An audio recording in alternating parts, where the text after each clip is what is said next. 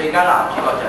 今次最佳男主角獎係偉仔，我哋有請偉仔，有請偉仔，有請偉仔唔該。各位觀眾唔好意思，今日偉仔受傷冇嚟到，所以我哋特登準備咗個 video 俾大家睇。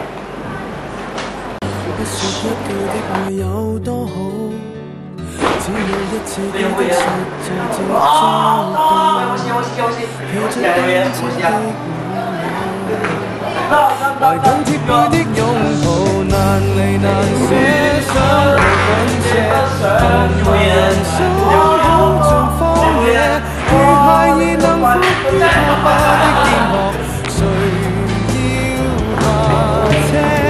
難離難捨，總有一些常情如此不可推卸，任世間再冷酷想起這單車，還有幸福可借。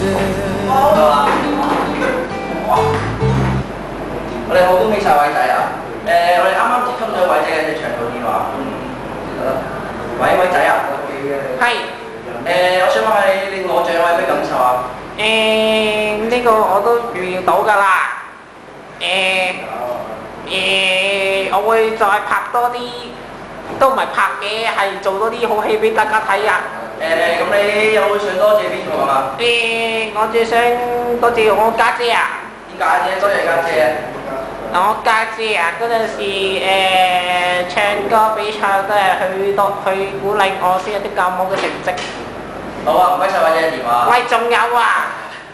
我會唱多啲單車俾我家姐聽㗎啦。OK， 唔該晒偉仔。第3屆 Oscar 頒獎典禮已經圓滿結束啦。多謝晒今日所有演員嘅來臨，同埋恭喜晒佢哋啊！我哋俾掌聲佢哋啊！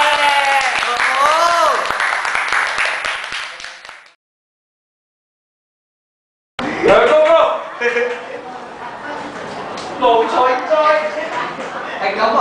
咁啊，有咩事我講？